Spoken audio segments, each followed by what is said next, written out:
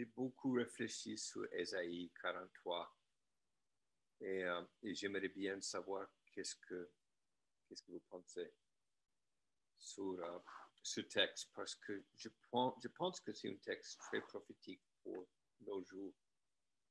Et je vous invite à regarder Ésaïe 43, le verset 18. À voir si quelqu'un veut le lire. C'est verset 18, c'est ça? 43, 18. Ok, je vais dire. Ne vous souvenez pas des premiers événements et ne considérez plus ce qui est ancien. Ok. Alors, ce texte, qu'est-ce que ça veut dire ça? Est-ce que c'est vrai qu'il faut oublier des choses du passé?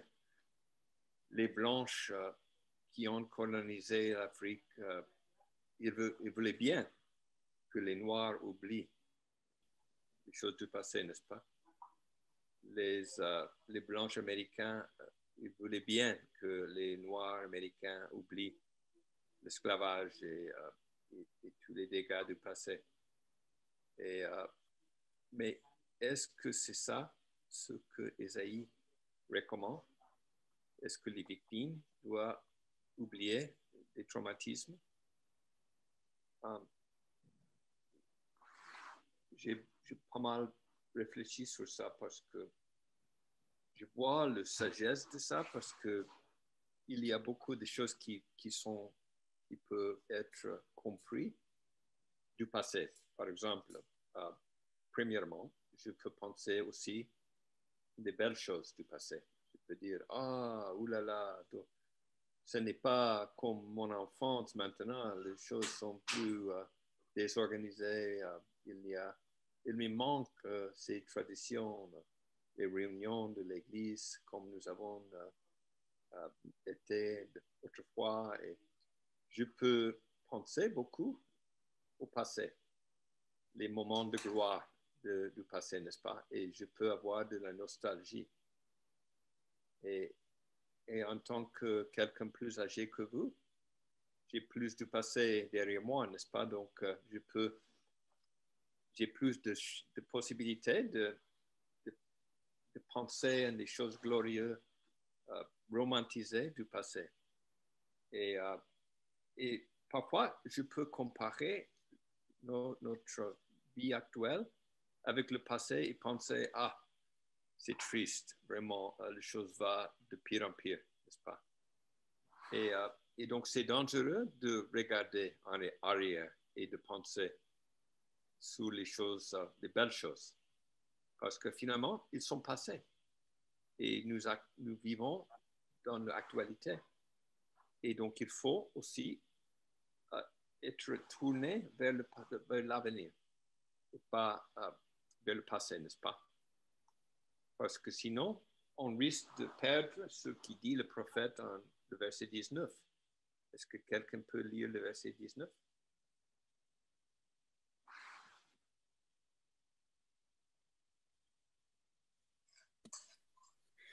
Je vais réaliser une chose nouvelle.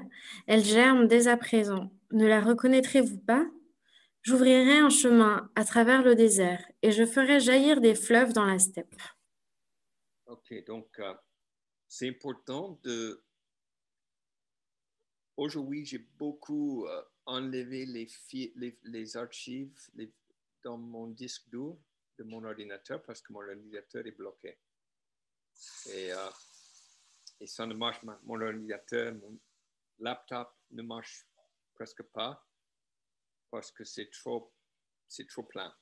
Et pour pouvoir vraiment être ouverte au nouveau, il faut être tourné vers le présent et vers l'avenir, n'est-ce pas?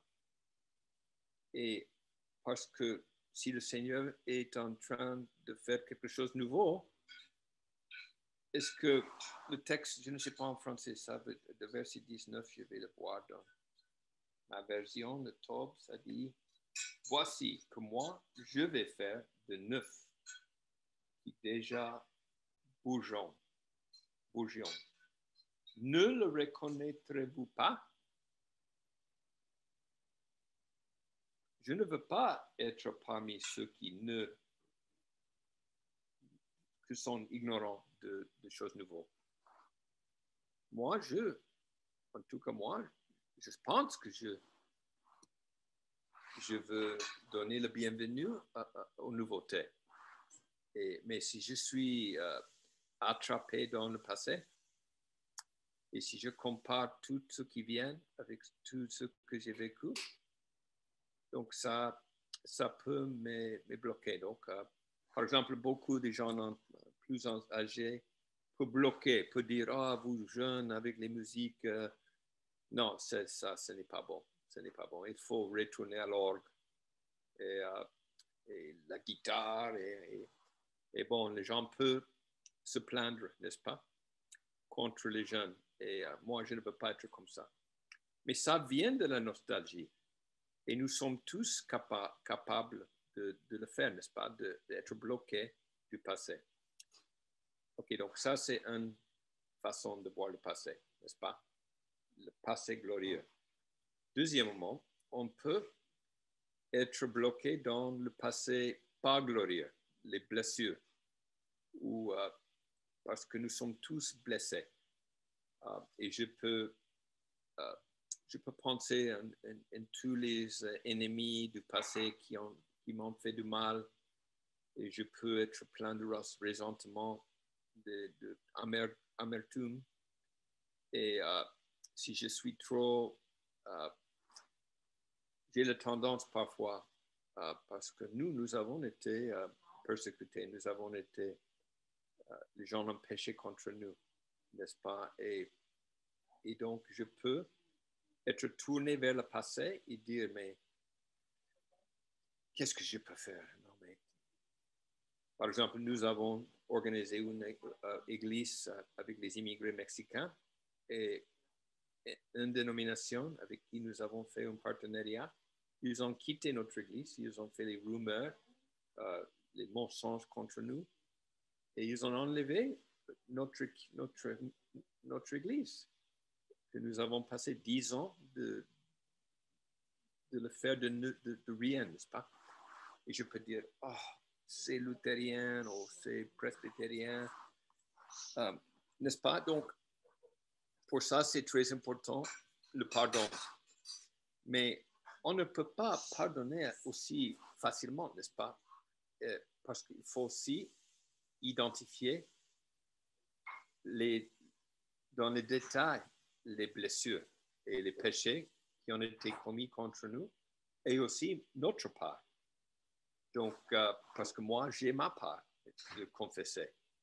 Et donc, pour pouvoir être libéré du passé, il faut confesser nos péchés, n'est-ce pas? Il faut recevoir le pardon.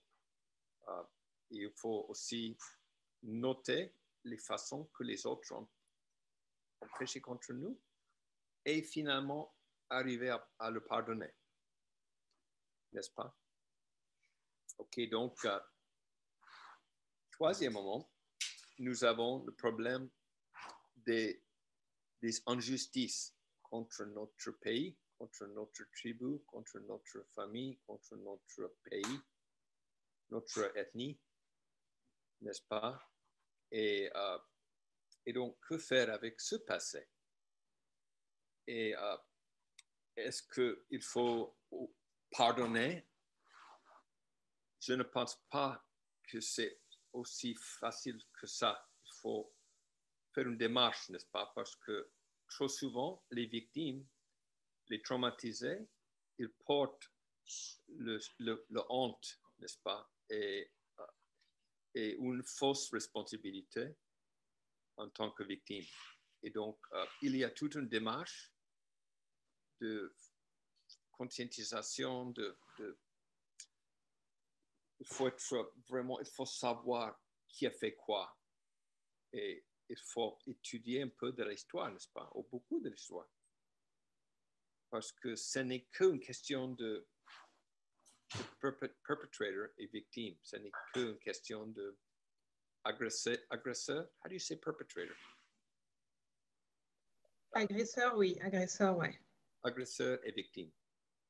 Ce n'est pas aussi simple. Il y a toujours les autres, qui ont fait les actes de trahison, n'est-ce pas? Il y a des Judas parmi nous. Et donc, il y a les collaborateurs. Par exemple, Jésus avait visé les collaborateurs Annas et Caiphas, les prêtres du temple, ils étaient d'accord avec. C'était eux qui avaient livré Jésus à être tué, n'est-ce pas? C'était le peuple de Dieu, non? Les colonisés, les leaders des colonisés avaient livré Jésus à la mort, n'est-ce pas? Et c'est Pierre, dans le temple, après le premier miracle, après Pentecôte, qui avait proclamé, prophétisé contre les gens dans le temple. C'était vous qui avez tué l'auteur de la vie, n'est-ce pas? Et donc, la prophétie doit avoir l'audacité, la valeur de pouvoir viser aussi les agresseurs près et aussi les agresseurs lointains. Mais c'est intéressant de voir dans le Ésaïe 43 que Ésaïe n'est pas aveugle à la violence des colonisateurs. Par exemple, est-ce que quelqu'un peut lire le chapitre 43, le verset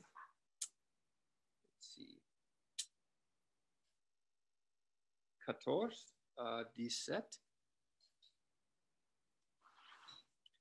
Ça parle de les Babyloniens. Parce que voilà, ce texte était écrit aux exilés, qui étaient les esclaves juifs, qui étaient esclaves des Babyloniens, qui étaient en Babylone, après d'avoir tout perdu, n'est-ce pas? À cause de leur propre péché. Parce qu'Israël était très idolâtre et les prophètes, ils avaient prophétisé contre le peuple de Dieu, mais le peuple de Dieu avait résisté et finalement Jérusalem était détruit. Beaucoup de gens étaient tués et beaucoup étaient enlevés. Ils étaient devenus les esclaves en Babylonie. Et les Babyloniens avaient maltraité les Israélites, qui étaient coupables de beaucoup de choses, n'est-ce pas? Mais ils étaient victimisés aussi. Alors, qui peut lire le verset 14 à 17?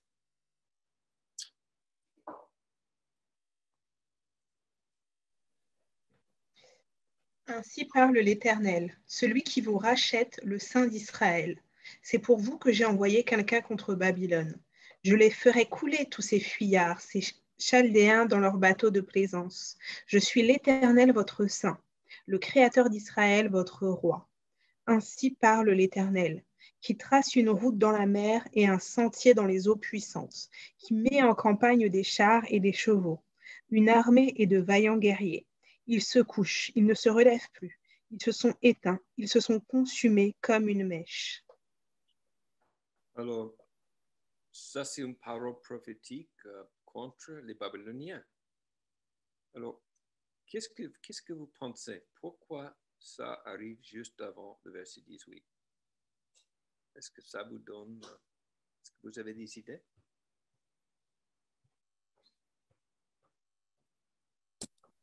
Moi, finalement, j'ai l'impression que Dieu dit, je reconnais ce qui s'est passé. Je reconnais que vous avez été exploité, ou en tout cas que vous avez été victime de quelque chose de mauvais. Et je m'en occupe, en fait. Donc, vous, ne vous en occupez plus, ne vous rendez plus malheureux pour ça. Essayez de rendre justice par vos moyens face à un agresseur plus puissant, mais voilà, c'est plus votre fardeau. Moi, je vais créer quelque chose de nouveau là où il y a eu de la douleur. Oui. Et quels sont les langages? C'est juste, quel est le langage qui est utilisé ici? Et pourquoi ce langage? Qu'est-ce que vous pensez?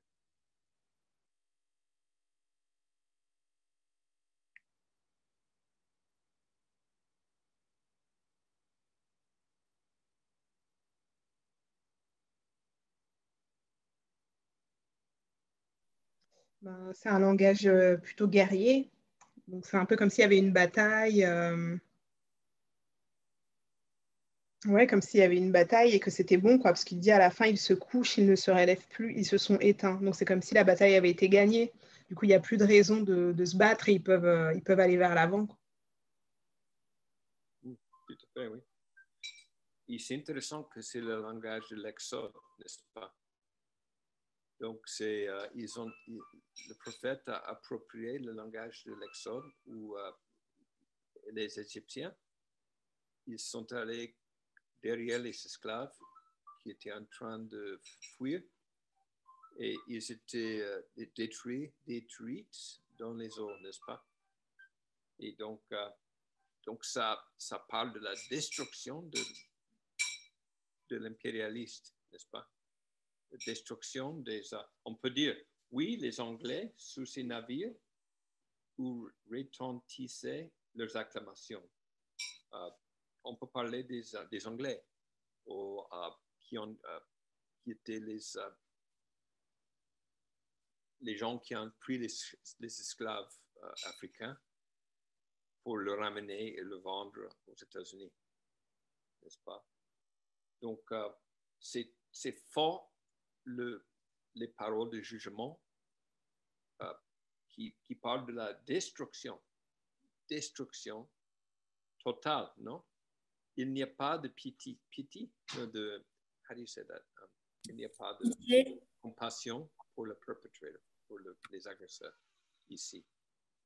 Alors, ça montre que lorsque Dieu, le prophète dit, ne vous souvenez plus des premiers événements, ne ressassez plus des faits d'autrefois, ça ne veut pas dire que les victimes de la colonisation doivent pardonner aussi comme si rien n'était passé. Non, on est libéré du pardon parce que Dieu est un Dieu de vengeance, un Dieu de justice. Oui. C'est intéressant, n'est-ce pas, que ces versets viennent juste avant. On peut voir pourquoi c'est dangereux de lire les versets hors de contexte. Et ce qui est intéressant aussi, on peut dire, oh, mais ces gens étaient ignorants, les gens qui étaient pris comme les prisonniers, les Juifs étaient les bêtes, vraiment, les gens de New Red, comment est-ce qu'on dit, stiff-necked,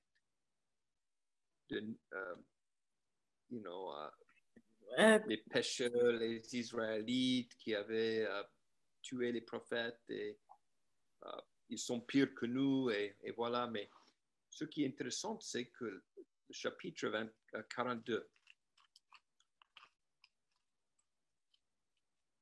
les esclaves israélites en Babylone sont appelés le serviteur de Dieu et pas le serviteur des Babyloniens.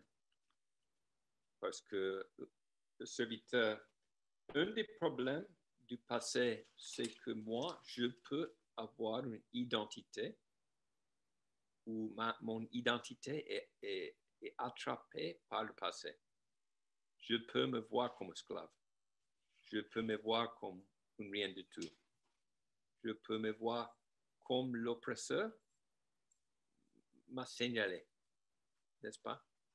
Comme inférieur, comme écarté, comme rejeté.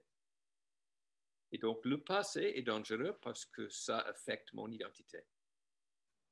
Mais aussi, je peux, par contre, trouver un refuge dans mon identité selon la chair, où tout est, où j'essaie de rattraper, par exemple, le white supremacy.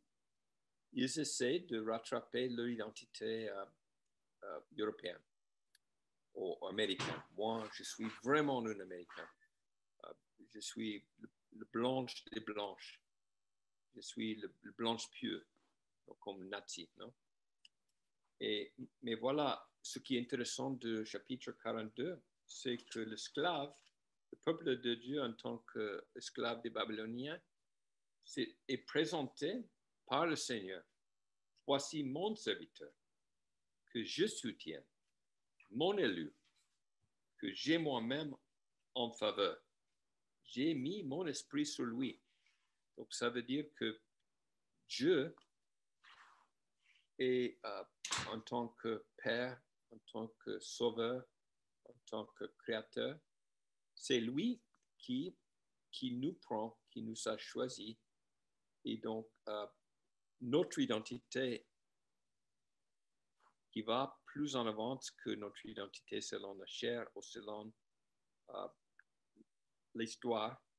Mon identité, selon la révélation, est élue. Toi, tu es élu par Dieu. Il a mis ton esprit sur toi. Et donc, ça, c'est l'évangile, n'est-ce pas? Que, en sortant des eaux de baptême, le Père dit, voici mon fils, mon bien-aimé, n'est-ce pas? Et voici ma fille, ma bien-aimée. Alors, cette identité, si je suis trop attrapé par le passé, je ne vois pas moi-même selon l'esprit. Alors, ça dit, voici mon serviteur. Qui peut lire le verset 2 à 6 de Ésaïe 42?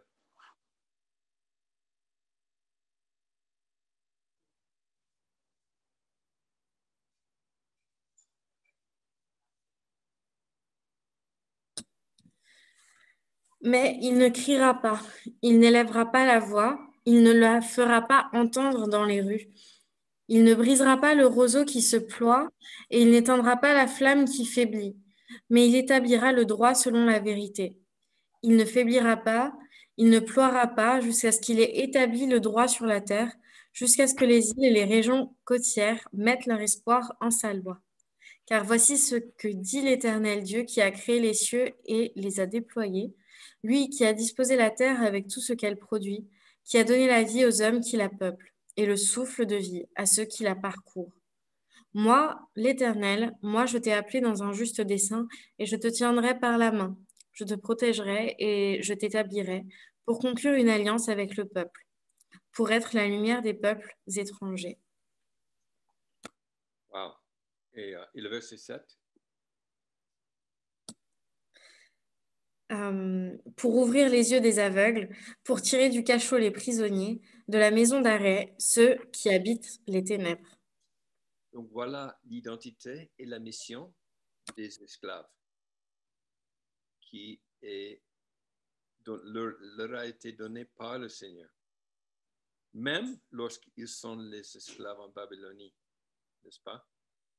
Et on peut poser la question, est-ce qu'ils étaient les personnes droites, les personnes qui ont été choisies à cause de leur piété, à cause de leur supériorité de cheminer avec le Seigneur? Ils étaient les très spirituels ou quoi? Mais si on voit la réponse lorsqu'on lit le verset 18 de 42. Qui peut lire le 18 jusqu'à le 20?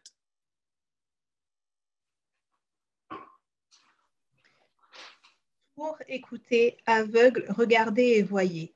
Qui est aveugle sinon mon serviteur et sourd comme mon messager que j'envoie? Okay. Qui est aveugle?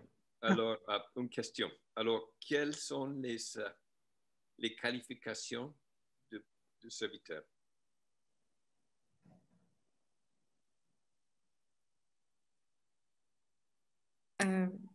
Il est aveugle et sourd. Oui.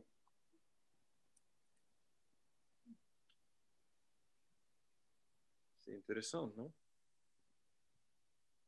Donc, même s'ils ne sont pas dignes, c'est vraiment dans leur état indigne.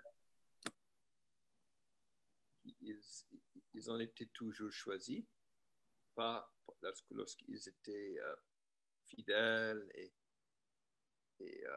spirituels, mais même dans leur état d'être sourd et aveugle. Et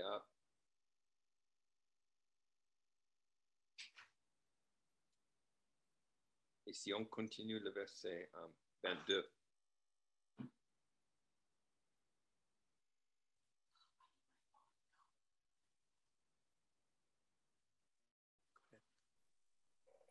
Le 22. verset 22. Et c'est un peuple pillé et dépouillé. On les a tous pris au piège dans des fosses, dissimulés dans des cachots. Ils ont été mis au pillage et personne qui les délivre. Dépouillés et personne qui dise restitue. Oui. Et donc, ça c'est étonnant, n'est-ce pas, que le peuple, en tant qu'opprimé et esclave, exilé, est toujours visé avec une identité comme élu par Dieu, même en tant que sourd et aveugle et prisonnier et pilier. Et en 43, on voit la même chose. Ils sont amenés, ils sont appelés les sourds et les aveugles. Et ça me touche beaucoup.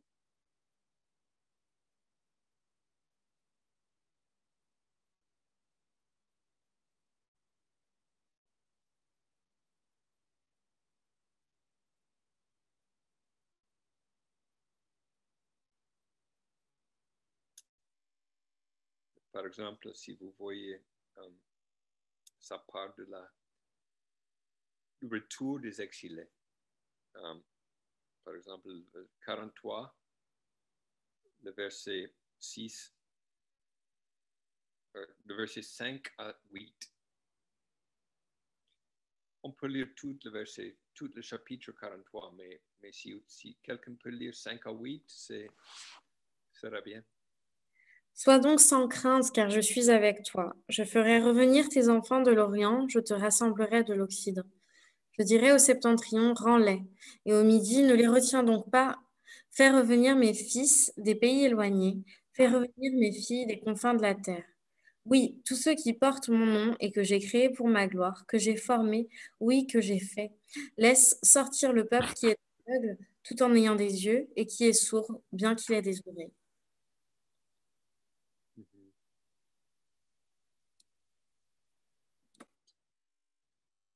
Donc, je ne sais pas, qu'est-ce que vous pensez? Est-ce que ça vous parle?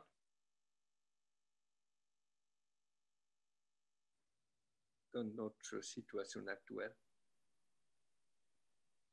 Actuel, je ne sais pas, mais en tout cas, c'est sûr que le passage où il parle d'être pillé, je ne sais plus, ah oui, c'est le verset 22, c'est sûr que ça me fait penser à la colonisation, clairement, parce que là, j'ai l'impression qu'il décrit même cette situation-là. Et au final, quand on réfléchit, c'était des personnes qui ne connaissaient pas forcément Dieu, en fait, à l'origine, et pourtant, Dieu les a quand même délivrés. Bon, après, ils l'ont connu. Malgré tout, comme on disait la dernière fois, ils ont réussi à avoir sa bonté, même au milieu de la cruauté, mais la cruauté des hommes. Mais en tout cas, ouais, ça me fait clairement penser aux personnes qu'on a arrachées à la terre où ils sont nés pour les amener de l'autre côté de l'océan, qu'on a pillées, même aux personnes, aux Amérindiens qui ont été pillés, par exemple, que ce soit sur le continent américain ou même dans les îles. Et c'est vraiment ça, quoi. Donc, ouais, je trouve ça intéressant à quel point l'histoire peut se répéter. Et c'est aussi pour ça que, bah, comme tu disais tout à l'heure, c'est bien de regarder en avant, mais de ne pas complètement oublier ce qui s'est passé, parce que bon, là, ça a quand même tendance à se répéter. Donc,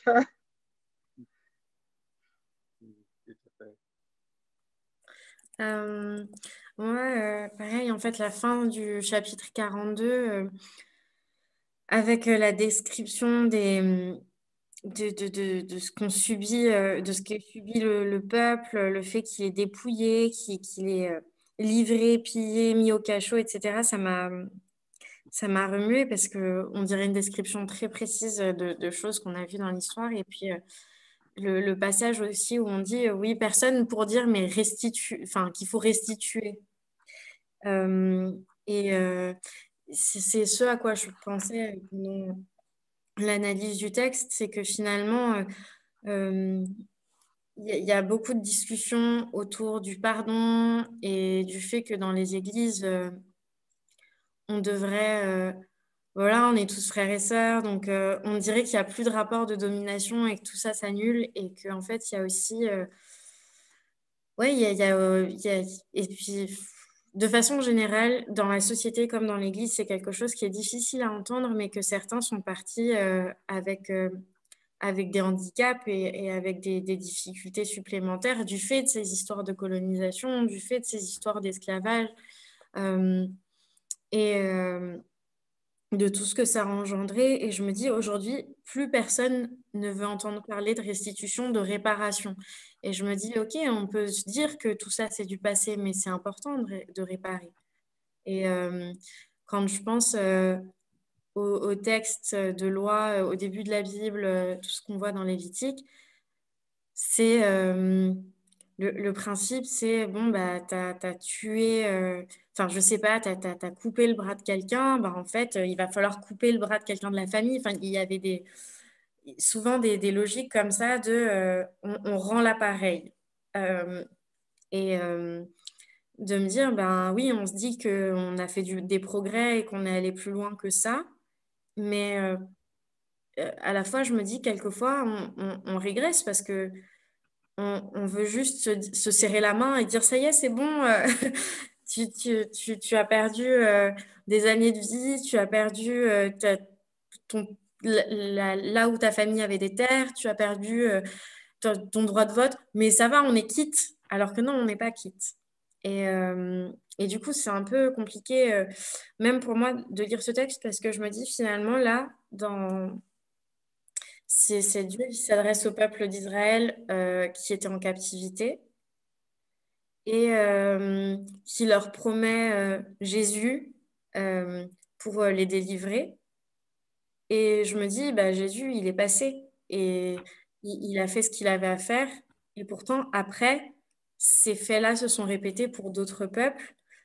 Et finalement, je me dis, bah, Jésus, il est déjà venu. C'est quoi la situation, enfin, c'est quoi la solution après enfin, si la venue de Jésus, tout l'amour qu'a donné Jésus, toute cette réparation qu'il a proposée, elle a été d'une part utilisée pour faire le mal et d'autre part que ça n'a pas permis de stopper ces actions terribles.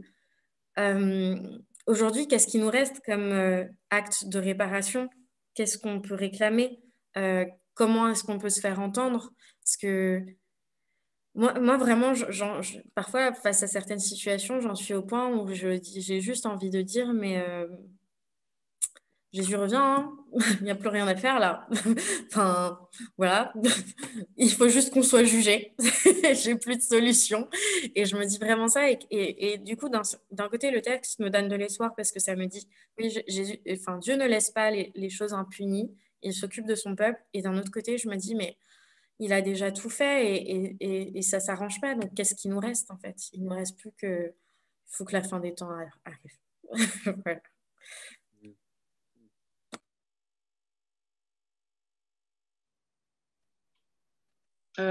Moi, ce qui m'a touché dans ce qui a été dit dans l'étude biblique, c'est le côté où la manière dont Dieu regarde le peuple d'Israël malgré la situation.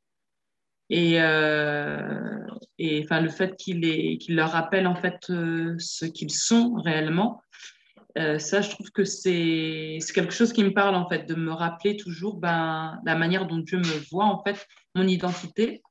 Et ouais, je trouve ça vachement, vachement intéressant et primordial en fait.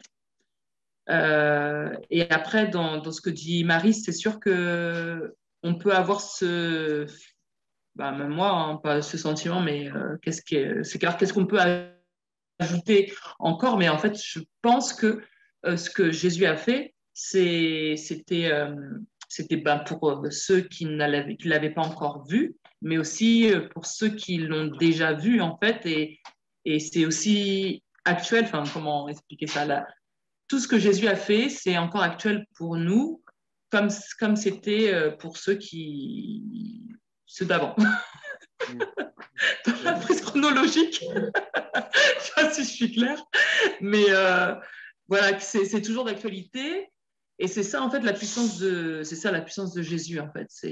Pour moi, enfin, j'essaye vraiment de me rappeler ça parce que sinon, c'est vrai que c'est très démoralisant et on se demande où est-ce qu'on va, quoi. Parce que c'est vrai que même quand on voit, par exemple, George Floyd, on se dit, ah bon, bah, il n'y aura plus de George Floyd, mais en fait, il y en a encore, et que ce soit aux États-Unis ou en France ou ailleurs.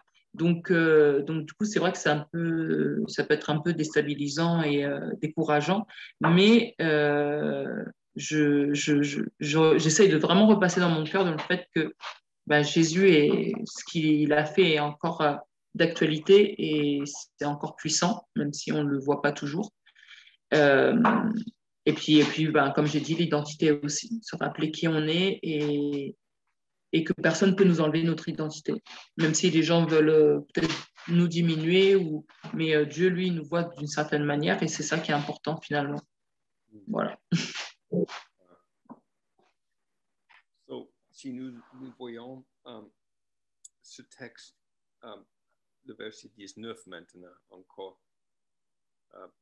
Josiane, nous avons vu ensemble le texte d'Ésaïe 43, 18 à 19, et nous avons parlé de comment prendre ce texte qui parle du fait qu'il faut oublier du passé. Si on est opprimé et un peuple traumatisé, est-ce que Ésaïe nous invite à oublier du passé? Nous avons décidé que non, ce n'est pas aussi simple. mais c'est important de pouvoir pas laisser que notre identité soit trop attrapée par les traumatismes et parce que nous pouvons oublier que nous sommes les enfants de Dieu. Et Ésaïe parle de peuple en esclavage par les Babyloniens, comme les élus, comme les choisis. Il a mis son esprit sur eux. C'est un peuple missionnaire, n'est-ce pas? Et donc, c'est important de pouvoir être vraiment fort dans notre identité selon l'esprit et aussi être assez libéré, assez souple pour pouvoir donner le bienvenu à ce qui vient de neuf. Qui peut lire le verset 19 jusqu'à 21? Voici que je fais une chose nouvelle. Elle est maintenant en germe. Ne la reconnaîtrez-vous pas? Je mettrai un chemin dans le désert et des fleuves dans la terre aride. Les animaux des champs me glorifieront, les chacals et les autruches, car j'aurai mis des eaux dans le désert, des fleuves dans la terre aride, pour abreuver mon peuple, mon élu. Le peuple que je me suis formé publiera mes louanges. Et donc, qui sont les bêtes sauvages, les chacals et les autruches?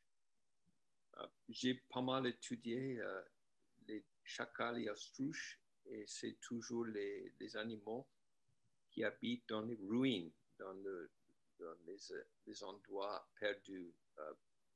Et donc, ils sont liés avec la désolation, avec les cris isolement.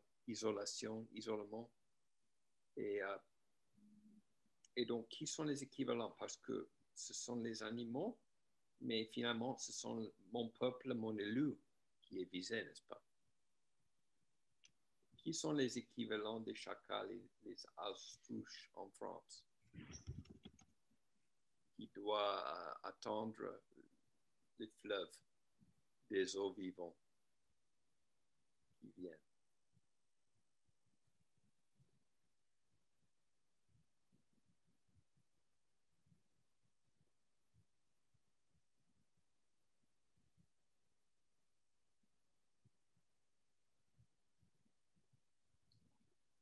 Peut-être c'est difficile de repérer qui sont ces gens, mais parce que c'est quelque chose de nouveau, parce que Dieu fait quelque chose de neuf. Est-ce que nous ne le reconnaîtrons pas? Will we not see it? En fait, comme il dit, enfin, si je répète le verset 20, c'est les animaux sauvages, les chacals, les autruches célébreront ma gloire, car je ferai jaillir de l'eau dans le désert, des fleuves dans la steppe, pour abreuver mon peuple, celui que j'ai élu. Et du coup, moi, je me dis, bon, ben, son peuple, c'est ses enfants. Et du coup, j'arrive pas à identifier que les chacals et les autruches, ça peut être des gens. Je vois pas. Je me dis, enfin, si c'est pas son peuple, ça veut dire que c'est des gens qui sont à part du peuple et qui seraient quand même contents. Enfin, voilà, moi, j'arrive pas à situer. Moi, je me dis que ça peut être les personnes qui ne connaissent pas encore justement Jésus, mais qui sont quand même des descendants, soit des peuples colonisés, soit des peuples, des peuples colonisés de manière générale, et qui ne le connaissent pas encore, et qui, en voyant le peuple de Dieu, en voyant la justice qui profite, bénéficie au peuple de Dieu, bah, même eux, ils vont le voir, quoi. Donc, et qui pourront ensuite faire partie du peuple. Parce que voilà, ils verront que Dieu est vivant et qu'il ne nous a pas oubliés.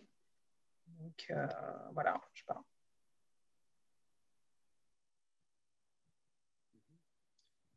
Je vois que ces chacals, les austrouches et les bêtes sauvages, ce sont les gens représentent ceux qui sont hors de...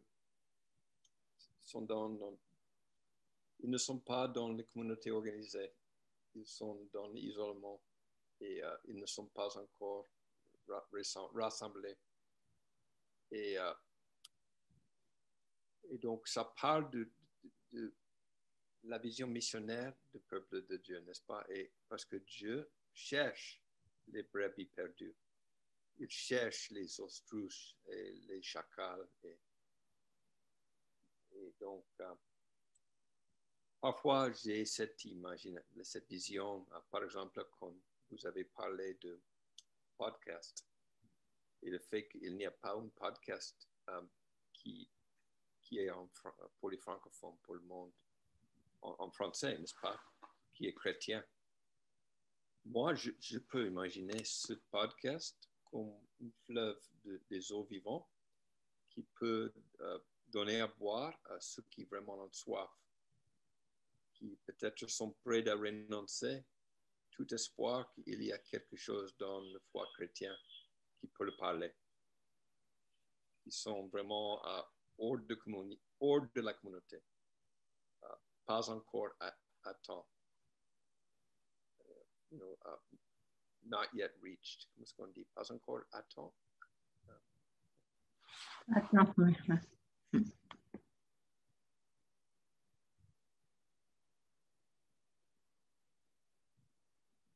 Ceux qui pensent que Jésus est colonisateur au lieu de coloniser et libérateur des colonisés.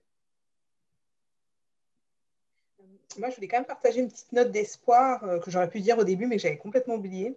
Mais c'est par rapport à ce texte. Enfin, ce texte me fait penser à ça. Et j'aurais bien voulu savoir d'ailleurs, Bob, depuis combien de temps le peuple était isolé et avait été capturé et était prisonnier en Babylone, en fait, au moment de ce texte-là.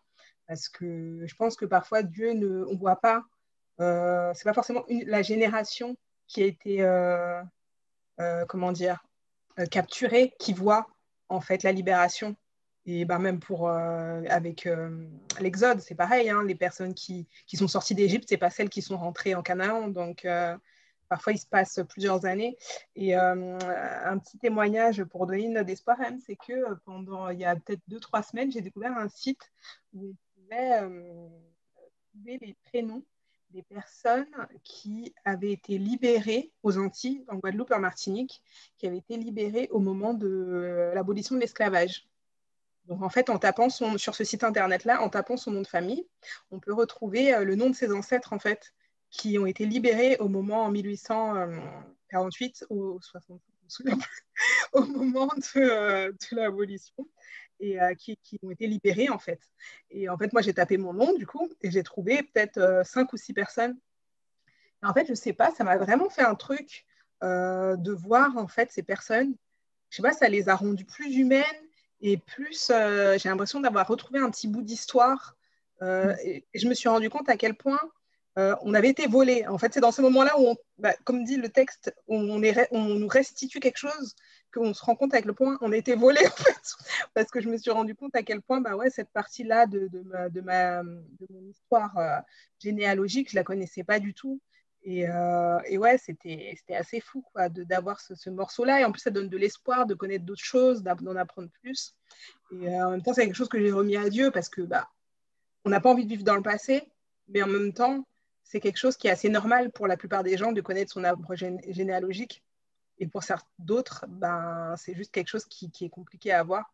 Et dans le même temps, il y a eu aussi un site où on peut voir les personnes qui étaient les personnes blanches, qui étaient les colons là-bas, qui ont reçu de l'argent au moment de l'abolition. Et j'ai trouvé ça intéressant aussi. Et j'espère qu'on pourra faire le lien entre tout ça à un moment. Et, en tout cas, ça donne de l'espoir sur l'avancée, qu'ils aient pu retrouver tout ça.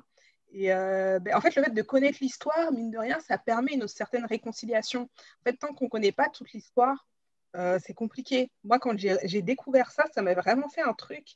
Et je me suis rendu compte à quel point, tant qu'il y avait des choses qui étaient cachées, oui, nous, on est en Christ, on appartient à Dieu. Donc, on garde notre regard vers le royaume. Mais il n'empêche que c'est quelque chose, en voyant ça, je me suis dit, waouh, c'est quelque chose que je vais pouvoir raconter à mes enfants. Regardez, voilà, un tel, c'est un bout, quoi. Donc, c'est pas anodin de restituer cette restitution et le fait de connaître ce qui s'est passé avant.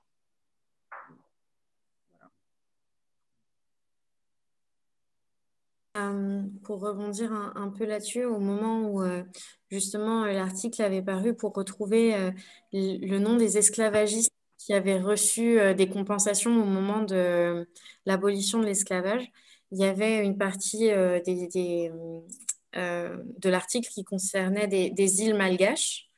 Et donc, par curiosité, j'ai regardé quels étaient les noms des esclavagistes sur l'une d'entre elles. Et en fait, il n'y avait pas que des noms français, il y avait pas mal de noms de personnes malgaches, donc, qui étaient écrits à la française dans l'article. Donc, ça me faisait un peu rire de voir l'orthographe de ces noms-là. Mais au-delà de ça, c'était aussi se confronter au fait que certains propriétaires d'esclaves étaient en fait des gens issus du même peuple. Voilà, clairement d'après les noms de famille. Après, pour l'île où j'ai regardé, c'est vrai que c'était une île qui servait de repère de pirates et où il y avait pas mal de mélanges, de métis. Donc, après, évidemment, je ne peux pas savoir en fait si ces personnes avaient plus de pouvoir parce qu'en partie blanche, je ne sais pas.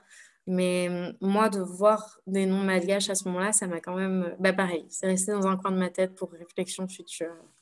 Ouais. Bon, les amis, je vais disparaître. Je suis claquée de ma journée, mais c'était cool de vous voir. Je vous dis à bientôt. Merci Bob pour l'étude biblique et puis bonne fin de soirée. Avant que tu partes, est-ce que tu es libre tous les samedis du juin? Non. Non, c'est simplement quand on fera le point sur la prochaine date. Ouais. S'il y a des dates interdites pour toi. Le 26 juin, c'est interdit parce que j'ai une grosse journée encore.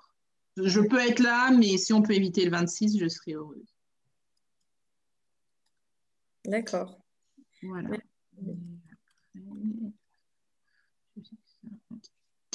Et après,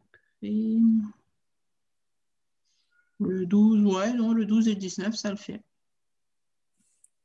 Ok, merci. Merci à vous. Nous, Salut. Bisous. Bonne nuit. ok, bonne nuit, Josiane. Merci, bye bye. Je dois aller bientôt aussi, mais Gracie et moi, nous serons là à Paris pour participer à le Libéré 3 le 4 à 9 juillet. Donc, C'est quoi les dates exactes de Libéré? C'est 5 à 9. 5 à 9. 5 à 9 juillet. Ok. Oui, bon, ça va être contraint. Enfin, j'allais presque dire profitons-en, mais c'est vrai, on n'est pas tous à Paris déjà. Et non, c'est assez contraint, mais d'accord. Ok.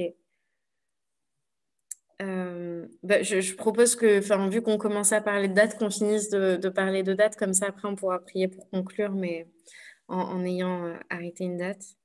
Euh, Globalement, ça vous convenait le 19 du coup? Alors moi, le 19 juin, j'ai un mariage. Ah, Donc, je ne serai pas là, mais voilà, c'est tout. et, Hey, Gracie, et, I need the phone really quick again. et toi, Axel? Oui, moi, c'est bon le 19, ouais. Et pour vous deux, c'était bon le 26, sinon? 26, oui, moi, c'était bon. Ouais. De mémoire, là, je sais pas. Ouais, normalement, moi, c'était bon 26. Ouais, mais je pense que je proposerais à Josiane de faire un doodle parce que moi, j'avoue que le 19 aussi, c'était un peu, c'est un peu plus compliqué. Donc, je lui dirais de faire un doodle, mais déjà, ça donne une première idée. Après, globalement, enfin, j'avais retenu qu'à un moment, il y avait un débat entre les vendredis et samedis, mais globalement, le samedi convenait à plus de gens, il me semble. Ouais. Ouais, je pense ça. Ok, non, mais très bien. Parce que je sais que le 26, en fait, c'est une journée du conseil presbytéral, donc... Ah, ok. mais je suis méchante, c'est fatigant. J'aurais pu, mais comme tu as dit, tout le monde n'est pas à Paris. Mais si Bob vient et Dorécy viennent à Paris, enfin oui, en juillet, on aurait pu se voir en vrai. Et ça aurait été l'occasion de conclure l'année en se voyant en vrai. Ouais, mais je ne sais pas à quel point est-ce que du 5 au 9 juillet, pour vous, c'est... Alors, maintenant que j'y pense, enfin, moi aussi, je serai en mariage à un moment qui est hors de Paris. Donc, en fait, moi, je serai à Paris seulement jusqu'au 6 juillet. Donc, après, c'était selon... Enfin, pareil, je pense que je l'écrirai à Josiane pour dire, bon, Ok, essayez de faire quelque chose. Parce que ouais. en soi, c'est vrai que, bon, ça pouvait faire un format différent, mais... si eux descendent de l'avion le 4 et doivent enchaîner sur Libéré 3, j'imagine qu'ils vont être un peu Ouais. entamés. Bon, voilà, je sais pas. Ok. Ok. Bon. Mais je pense on peut prier pour tout ce qu'on s'est dit. On se laisse jusqu'à quoi? 10, enfin 15 peut-être pour conclure à peu près. Ouais, moi, c'est bon, ouais. Ok. Mais je crois que Bob doit y aller. Peut-être que j'ai compris qu'il devait y aller. Ouais, mais je ne sais pas s'il est derrière son écran là tout de suite. Ah oui. Ah non, il vient d'écrire, ok. Ah oui, je restais jusqu'à ce que vous avez fini. Ah, Bon, bah, c'est entre nous alors. On prie. oui.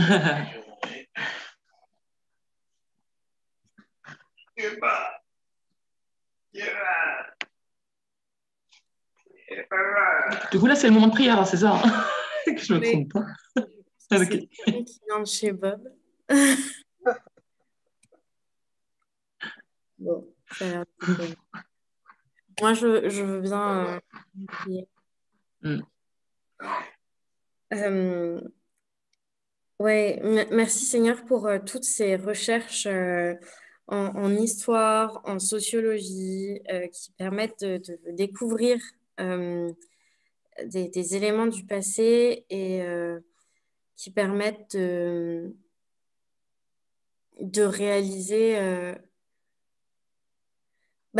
l'ampleur de ce qui s'est passé et de ce qu'ont subi des personnes dans notre entourage, enfin, parmi nos ancêtres ou parmi les ancêtres de nos proches. Euh, et c'est des événements, des choses qui peuvent ressurgir et blesser, et puis quelquefois qui nous permettent aussi de comprendre pourquoi est-ce qu'on en est là aujourd'hui, pourquoi est-ce que on a aussi ce besoin de sentir de l'unité, ce besoin de sentir il y a une importance qui est donnée au pardon et à la réparation. Et Seigneur, je, je veux te prier pour que ton œuvre soit vraiment reconnue par tous et que ce soit un élément qui motive à se faire du bien entre peuples, à ne pas rester sur nos positions. Je veux particulièrement, Seigneur, te remettre la situation entre Israël et la Palestine, entre le Rwanda et la France, entre l'Allemagne et la Namibie, entre les autochtones et les pays nord-américains ou même sud-américains. Seigneur, que dans ces situations, on puisse, nous, être témoins de ton œuvre. Parfois, on a un peu l'impression que le mal est en train de vaincre et que ta bonté, Seigneur, est rare. Aussi, Seigneur, vraiment, je te supplie de nous permettre de voir ta bonté et de pouvoir nous réjouir parmi les ruines, que ton peuple puisse relever la tête et affirmer que ce qui se passe sous nos yeux, c'est ton œuvre. Amen.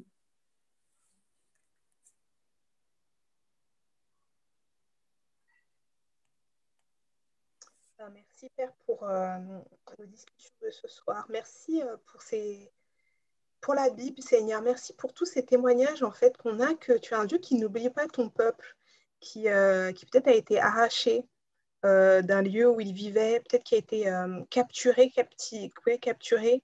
Et ouais, tu l'oublies pas. Et c'est pas parce que parfois on peut vivre des moments difficiles que toi tu ne vois pas, que toi tu ignores. Donc on veut vraiment se souvenir de ça, Père. Que ce soit pour ces histoires de colonisation, d'esclavage, mais aussi pour notre vie personnelle à chacun. Vraiment se souvenir que ouais, tu as un Dieu qui voit tout et qui restitue. Que là où les hommes peut-être manquent et tardent à restituer, à demander pardon, mais toi, Père, tu es celui qui vient guérir les cœurs brisés et qui nous permet d'avancer, d'avoir accès à ces fleuves d'eau vive, même dans les moments difficiles, même là où les hommes peut-être n'assument pas, ou là où les gouvernements ne font pas leur part.